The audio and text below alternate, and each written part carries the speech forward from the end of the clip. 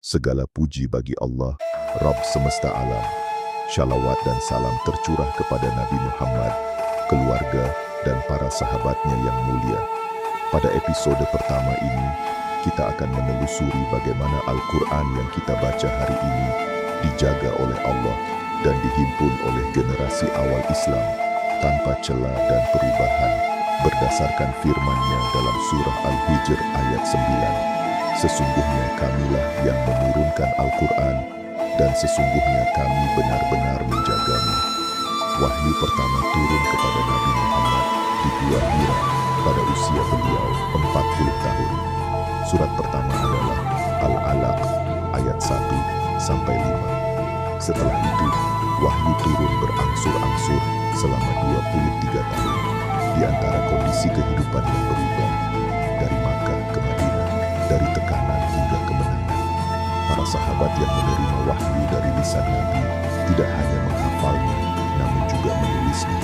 Para pencatat wahyu seperti Zaid bin Sabit, Muawiyah bin Abu Sufyan, Ubay bin Ka'ab, dan Ali bin Abi Thalib menulis ayat-ayat Al-Quran di pelepah kurma, tulang unta, kulit, dan batu. Namun saat itu Al-Quran belum dihimpun dalam satu mushaf. Hafalan para sahabat dan lembaran-lembaran catatan masih tersebar. Meskipun penghafal Quran sangat banyak, keadaan berubah saat terjadi peristiwa tragis, Perang Yamamah. Dalam peristiwa itu, pasukan Khalid bin Walid memerangi pasukan Musailamah Al-Kazzab, nabi palsu dari Bani Hanifah. Lebih dari 70 sahabat penghafal Al-Quran gugur sebagai syuhada. Ini menimbulkan kekhawatiran besar di kalangan para sahabat. Umar bin Khattab radhiyallahu anhu yang saat itu menjadi penasihat Khalifah Abu Bakar radhiyallahu anhu menyadari potensi bahaya jika para hufaz penghafal Quran terus gugur dalam peperangan, maka sebagian ayat bisa hilang karena tidak tertulis secara lengkap dalam satu mushaf. Umar pun mendatangi Abu Bakar dengan hati yang berat. Ia mengusulkan sesuatu yang belum pernah dilakukan sebelumnya oleh Rasulullah, yakni mengumpulkan Al-Quran dalam satu mushaf. Bagaimana respon Abu Bakar? Sebuah keputusan yang akan mengubah sejarah Islam akan kita bahas dalam episode berikutnya. Abu Bakar Asy-Syiddiq radhiyallahu anhu terdiam. Usulan Umar untuk menghimpun Al-Quran dalam satu mushaf adalah hal besar. Tidak pernah dilakukan oleh Rasulullah semasa hidupnya. Abu Bakar pun berkata, bagaimana mungkin aku melakukan sesuatu yang tidak dilakukan oleh Rasulullah? Namun Umar radhiyallahu anhu menjawab dengan penuh keprihatinan, demi Allah, itu adalah kebaikan. Umar menegaskan, ini bukan bid'ah dalam agama, tapi ijtihad untuk menjaga wahyu Allah agar tidak hilang. Setelah beberapa waktu berpikir dan berdoa, akhirnya hati Abu Bakar terbuka. Ia berkata, sesungguhnya itu adalah kebaikan yang besar. Aku pun akhirnya yakin sebagaimana engkau yakin. Langkah besar diambil. Abu Bakar lalu memanggil seorang sahabat muda yang cerdas, jujur, dan hafal Al-Quran, Zaid bin Sabit radhiyallahu anhu. Zaid sendiri adalah pencatat wahyu Nabi dan penghafal yang terpercaya. Namun ketika ditugaskan oleh Abu Bakar, ia merasa berat.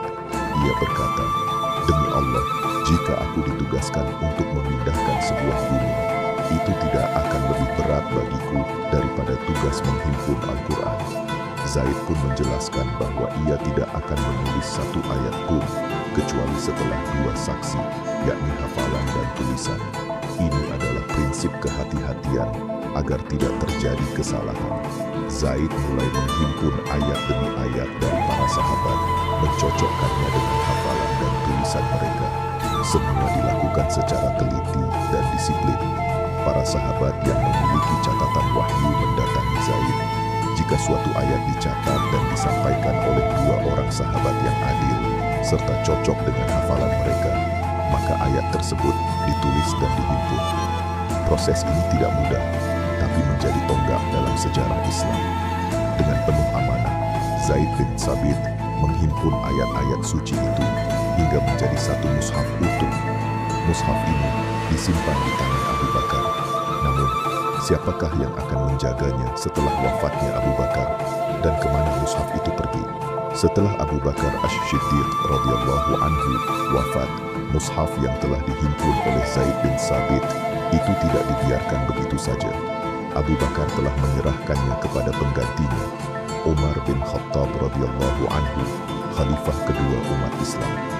Umar menyimpannya dengan aman, penuh tanggung jawab. Ia menyadari bahwa mushaf itu adalah warisan besar umat Islam dan menjaga Al-Quran adalah bagian dari amanah khalifah. Setelah Umar bin Khattab radhiyallahu anhu syahid akibat tikaman Abu Lu'lu'ah, mushaf itu tidak langsung diwariskan ke khalifah selanjutnya. Umar telah berwasiat agar mushaf tersebut disimpan oleh putrinya, Hafsah binti Umar radhiyallahu anhu, yang juga merupakan istri Nabi Muhammad. Hafsah adalah wanita yang dikenal sangat cerdas, terpercaya, dan juga hafal Al-Quran. Ia menyimpan mushaf itu di rumahnya dengan sangat hati-hati.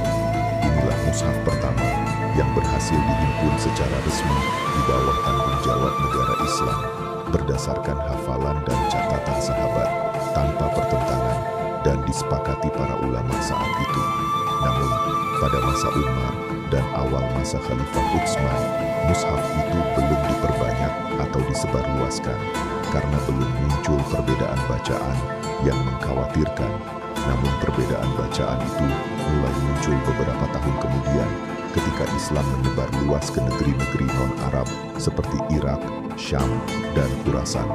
Banyak orang yang memeluk Islam, namun mereka tidak memiliki kefasihan bahasa Arab yang baik.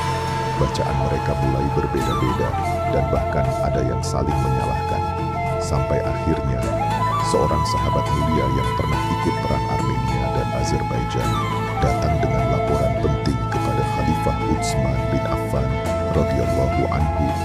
Apa yang terjadi di medan jihad itu bukan hanya pertempuran fisik, tapi juga perpecahan dalam bacaan Al-Quran.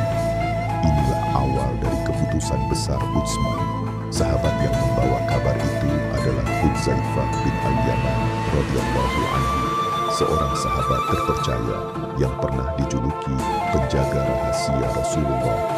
Ia baru kembali dari jihad besar di wilayah Azerbaijan dan Armenia bersama kaum muslimin dari berbagai penjuru negeri Islam. Dalam perjalanan itu, Hudzaifah melihat sesuatu yang sangat meresahkan. Kaum muslimin dari Syam membaca Al-Quran dengan qiraah, cara baca yang berbeda dari kaum muslimin di Irak. Sebagian dari mereka bahkan saling menuduh satu sama lain. Bacaanku lebih benar dari bacaanmu. Tidak, bacaan kalian salah, bukan seperti yang kami pelajari. Hudzaifah khawatir perbedaan ini akan memecah belah umat Islam, sebagaimana dahulu kaum Yahudi dan Nasrani berselisih karena perubahan kitab mereka. Ia pun segera kembali ke Madinah dan menemui Khalifah Utsman bin Affan radhiyallahu anhu. Kepada Utsman, Hudzaifah menyampaikan keluh kesahnya. Wahai Amirul Mukminin, tolong segera selamatkan umat ini sebelum mereka berselisih dalam kitab Allah, sebagaimana berselisihnya kaum Yahudi dan Nasrani. Utsman bin Affan radhiyallahu anhu adalah sahabat yang sangat bijak dan dikenal sebagai Dzun Nurain, suami dua putri Nabi. Ia memahami bahwa walaupun semua bacaan itu berasal dari Nabi, sebagian orang awam bisa bingung, apalagi jika tidak memahaminya dalam konteks yang tepat. Maka, ia pun memutuskan untuk mengambil langkah besar. Utsman meminta agar mushaf yang disimpan oleh Hafsah, mushaf hasil himpunan Abu Bakar radhiyallahu anhu, dipinjam untuk dijadikan acuan. Lalu, ia membentuk sebuah tim penghimpun Al-Quran yang terdiri dari sahabat-sahabat terpercaya, Zaid bin Sabit, Abdullah bin Zubair, Sa'id bin Al-Ash, dan Abdurrahman bin Al-Harits bin Hisham. Utsman berkata kepada mereka, jika kalian berbeda pendapat dengan Zaid bin Sabit tentang suatu ayat, maka tulislah berdasarkan bahasa Quraisy, karena Al-Quran diturunkan dengan bahasa mereka. Maka dimulailah proses penyalinan kembali mushaf utama menjadi beberapa mushaf standar. Tapi bagaimana proses itu dilakukan? Dan apa yang dilakukan terhadap mushaf-mushaf lain yang sudah tersebar? Tim yang dibentuk oleh Khalifah Utsman bin Affan radhiyallahu anhu memulai tugas besar mereka, menyalin mushaf standar dari mushaf induk milik Hafsah. Zaid bin Thabit radhiyallahu anhu kembali memimpin proses ini sebagaimana ia pernah memimpin saat masa Abu Bakar radhiyallahu anhu. Tapi kini tantangannya lebih luas, mengatur bacaan Al-Quran yang dapat diterima seluruh umat Islam dari berbagai wilayah dan latar bahasa. Mushaf-mushaf ini ditulis berdasarkan dialek Quraisy karena Al-Quran pertama kali diturunkan dalam bahasa dan logat Quraisy.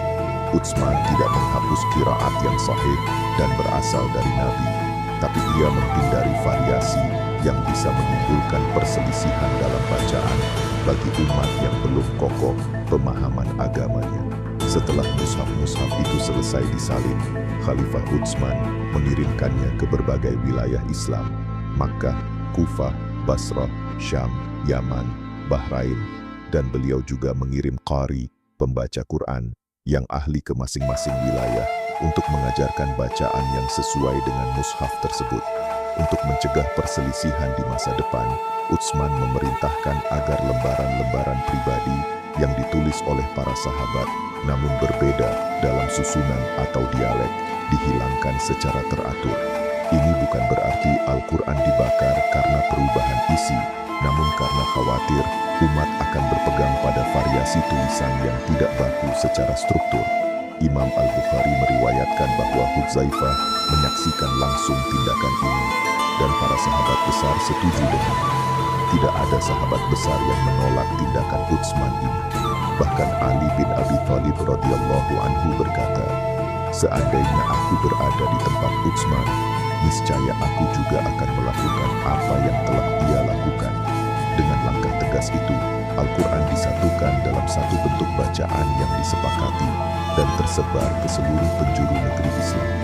Namun bagaimana umat menjaga mushaf-mushaf ini dari generasi ke generasi hingga sampai kepada kita hari ini? Setelah mushaf standar dikirim ke seluruh wilayah Islam dan lembaran-lembaran pribadi yang bisa menimbulkan perpecahan disingkirkan, umat Islam menghadapi tanggung jawab besar, menjaga dan mewariskan Al-Quran sebagaimana ia diturunkan. Penjagaan ini tidak hanya dilakukan dengan tulisan, tetapi juga dengan hafalan, sebagaimana dilakukan oleh para sahabat di masa Nabi.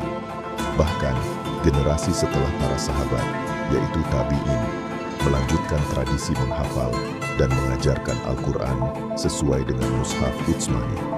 Di setiap wilayah, qari yang diutus oleh Utsman mengajarkan bacaan Al-Quran sebagaimana yang telah disalin dari mushaf standar.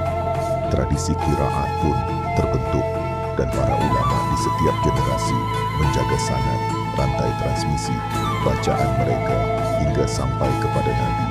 Sanad bacaan Al-Quran ini dijaga dengan ketat, diajarkan dari guru ke murid dengan talaqi, tatap muka, bukan hanya sekadar membaca dari mushaf. Di antara qiraat yang sahih dan mutawatir, ada bacaan seperti qiraat Hafs dari Asyim, Warsh dari Nafi, dan lainnya. Semua itu merujuk pada bacaan Rasulullah, bukan hasil ciptaan manusia. Di masa-masa setelah para sahabat, kaum muslimin mulai menyalin mushaf secara luas, tetap mengacu pada mushaf Utsmani sebagai dasar. Penyalinan ini tidak sembarangan, dijaga ketat oleh para ahli dalam ilmu rasem, penulisan huruf Quran, dan ilmu qiraat. Seiring berkembangnya ilmu, muncullah cabang ilmu seperti ilmu tajwid untuk menjaga pelafalan huruf, ilmu rasem al-mushaf untuk menjaga bentuk tulisan, ilmu qiraat untuk menjaga variasi bacaan yang sah. Penjagaan Al-Quran ini bukan hanya sejarah masa lalu, tapi juga menjadi bukti bahwa janji Allah dalam surah Al-Hijr ayat 9 benar-benar nyata. Lalu bagaimana perkembangan mushaf hingga zaman modern ini dan bagaimana pencetakannya dikawal oleh para ulama hingga kini? Penjagaan terhadap mushaf Al-Quran terus berlanjut. Setelah masa sahabat dan tabi'in, umat Islam semakin menyadari pentingnya penyebaran mushaf dalam bentuk tulisan yang rapi dan seragam, tanpa mengubah sedikit pun isinya. maka mulailah muncul upaya penyalinan mushaf secara masif. Di berbagai kota Islam seperti Kufah, Damaskus, Kairo, dan Baghdad, mushaf-mushaf ditulis ulang oleh para ahli khat, kaligrafi, yang juga hafiz dan ahli qiraat. Proses ini tetap merujuk pada mushaf Utsmani dengan menjaga aturan penulisan huruf, tanda wakaf, bahkan susunan surat dan ayat. Ketika dunia Islam memasuki masa teknologi cetak, terutama pada abad ke-19, tantangan baru pun muncul. Bagaimana agar mushaf yang dicetak tetap sesuai dengan mushaf standar? Jawabannya adalah pengawasan ketat oleh para ulama Al-Quran. Contoh penting adalah mushaf Al-Madinah yang dicetak pertama kali secara resmi oleh Kompleks Percetakan Al-Madinah Al-Munawwarah di Arab Saudi pada tahun 4005 Hijriah, 1984 Masehi. Pencetakan ini diawasi oleh lembaga tinggi para ulama qiraat dan rasil untuk memastikan tidak ada kesalahan satu huruf pun dari mushaf Utsmani. Sebelum dicetak, mushaf diperiksa secara menyeluruh oleh ahli rasil Utsmani, ahli tajwid, dan ahli qiraat. Bahkan, setiap mushaf cetak yang tersebar ke dunia Islam harus mengantongi pengesahan dari lembaga resmi yang diakui. Apa yang terjadi hari ini adalah bukti nyata janji Allah dalam surah Al-Hijr ayat 9. Sesungguhnya kami yang menurunkan Al-Quran dan sesungguhnya kami pula yang akan menjaganya. Baik melalui para penghafal, penulis mushaf, qari, maupun ulama, semua bekerja dalam satu sistem yang menjaga Al-Quran tetap otentik sejak diturunkan. Namun, Al-Quran bukan hanya dijaga huruf dan bacaan, ia juga dijaga maknanya, tafsirnya, dan hukum-hukumnya. Bagaimana para ulama tafsir menjelaskan ayat demi ayat tanpa keluar dari makna yang diturunkan kepada Nabi. Penjagaan terhadap Al-Quran tidak berhenti pada lafaz dan tulisan saja. Para ulama Islam juga bersungguh-sungguh menjaga makna dan penafsiran Al-Quran agar tetap sesuai dengan petunjuk Nabi Muhammad dan para sahabatnya. Para sahabat Nabi seperti Ibnu Abbas radhiyallahu anhu yang dijuluki Turjumanul Quran atau penafsir Al-Quran menjadi rujukan utama dalam memahami kandungan ayat-ayat. Ibnu Mas'ud radhiyallahu anhu, Ubay bin Ka'ab radhiyallahu anhu, dan Zaid bin Sabit radhiyallahu anhu juga merupakan tokoh penting yang meriwayatkan dan menjelaskan makna ayat-ayat Al-Quran berdasarkan bimbingan langsung dari Nabi. Generasi tabi'in seperti Mujahid bin Jabir, Atha bin Abi Rabah, dan Ikrimah melanjutkan tradisi tafsir ini dengan penuh kehati-hatian. Mereka tidak menafsirkan ayat-ayat Al-Quran menurut hawa nafsu atau logika murni, tapi selalu bersandar pada Al-Quran dengan Al-Quran. Satu ayat menjelaskan ayat lain. Tafsir dengan hadits Nabi tafsir, sahabat Nabi bahasa Arab, yang fasih kaidah syar'i, dan pemahaman salaf. Lalu muncullah kitab-kitab tafsir otoritatif yang menjadi warisan umat. Di antaranya, Tafsir Al-Tabari, wafat 310 Hijriah, dikenal sebagai Tafsir Bil Mansur yang paling kuat sanadnya. Tafsir Ibnu Katsir, wafat 774 Hijriah, menghimpun riwayat-riwayat sahih dari hadits dan aksar sahabat. Tafsir Al-Baghawi, Tafsir Al-Qurtubi, dan banyak lagi. Kitab-kitab ini ditulis bukan untuk menafsirkan semaunya, melainkan untuk melestarikan makna yang benar dan mencegah penyimpangan. Dengan penjagaan lafaz dan makna, umat Islam memiliki warisan Al-Quran yang tetap otentik dari segi bacaan dan pemahaman. Namun, apakah hari ini kita telah cukup membacanya, menghafalnya, dan mengamalkannya? Bagaimana tanggung jawab kita terhadap Al-Quran yang dijaga dengan begitu sempurna ini?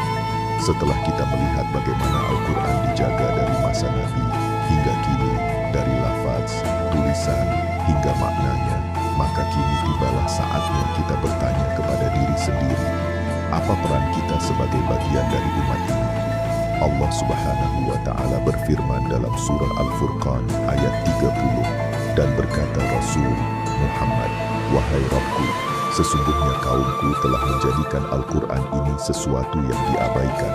Ayat ini menjadi peringatan keras bagi siapapun yang mengabaikan Al-Quran, baik tidak membacanya, tidak memahaminya, tidak mengamalkannya, atau tidak menjadikannya petunjuk dalam hidupnya. Ibnu Qayyim rahimahullah menjelaskan bahwa bentuk-bentuk pengabaian Al-Quran antara lain: tidak membacanya sama sekali, membaca tapi tidak memahami, memahami tapi tidak mengamalkan, tidak menjadikan Al-Quran sebagai hakim dan sumber hukum, tidak menjadikannya sebagai obat hati dan pedoman hidup. Padahal Nabi Muhammad bersabda, sebaik-baik kalian adalah yang mempelajari Al-Quran dan mengajarkannya. Hadis riwayat Bukhari. Oleh karena itu, tanggung jawab kita hari ini mencakup membaca Al-Quran secara rutin dengan tajwid yang benar, menghafal ayat-ayatnya meski sedikit dengan niat untuk menjaga dan mengamalkannya, memahami maknanya melalui tafsir yang syahid, mengamalkannya dalam kehidupan, baik secara individu, keluarga, maupun masyarakat. Ini adalah bentuk cinta kita kepada Al-Quran, dan ini juga bentuk syukur atas nikmat besar bahwa kita telah menerima wahyu yang terjaga. Namun, apakah kita cukup hanya dengan menjaga dan membaca Al-Quran? Bagaimana peran kita dalam menyebarkan cahaya Al-Quran kepada orang lain dan menjadikan dakwah sebagai bagian dari hidup? Inilah tantangan yang tidak pernah berhenti. Karena Al-Quran diturunkan bukan hanya untuk dibaca, tapi juga untuk didakwahkan. Allah berfirman dalam surah Ibrahim ayat 1, ini adalah kitab yang kami turunkan kepadamu, agar kamu mengeluarkan manusia dari kegelapan kepada cahaya. Maka, setiap muslim memiliki bagian dalam menyampaikan Al-Quran, baik dengan lisan, tulisan, maupun perbuatan. Para sahabat memahami hal ini. Setelah wafatnya Nabi, mereka tidak berdiam diri. Mereka membawa Al-Quran ke berbagai negeri, menyampaikannya kepada bangsa-bangsa lain, membacakan, menjelaskan, dan menegakkan nilai-nilainya. Abu Bakar dan Umar mengutus para da'i dan qari ke seluruh penjuru negeri Islam. Utsman bin Affan mengutus para qari bersama mushaf. Ali bin Abi Thalib menekankan pentingnya menegakkan nilai-nilai Al-Quran dalam masyarakat. Tabi'in pun melanjutkan jejak mereka, menyampaikan Al-Quran dengan ilmu, keteladanan, dan kesabaran. Kini, di era modern, peluang dakwah terbuka lebih luas. Al-Quran bisa disampaikan melalui masjid, sekolah, media sosial, bahkan dari dalam rumah, tapi tetap dengan prinsip yang sama. Mengajak kepada Al-Quran dengan hikmah, ilmu, dan kelembutan. Nabi Muhammad bersabda, sampaikan dariku walau satu ayat. Hadis riwayat Bukhari. Ini adalah motivasi bagi kita semua. Jika kita tahu satu ayat, kita ajarkan. Jika kita bisa membaca dengan benar, kita ajarkan kepada yang belum bisa. Ini bukan tugas ulama saja, ini tanggung jawab umat. Demikianlah sejarah pengumpulan dan penjagaan Al-Quran dari masa Nabi, Abu Bakar, hingga Utsman bin Affan menjadi bukti nyata bahwa wahyu Allah benar-benar terjaga. Dan sekarang, setelah lafaznya terjaga, maknanya terjaga, maka tibalah saatnya kita menjadi penjaga yang hidup dengan dakwah, pengajaran, dan amal. Semoga Allah menjadikan kita termasuk dalam firman-Nya. Sesungguhnya orang-orang yang membaca kitab Allah, menegakkan salat, dan menginfakkan rezeki, mereka itulah yang mengharapkan perdagangan yang tidak pernah rugi. Surah Fathir, ayat 29. Akhir kata, semoga rangkaian kisah sejarah ini menguatkan cinta kita kepada Al-Quran dan menyadarkan kita akan tanggung jawab besar sebagai umatnya. Wassalamualaikum warahmatullahi wabarakatuh.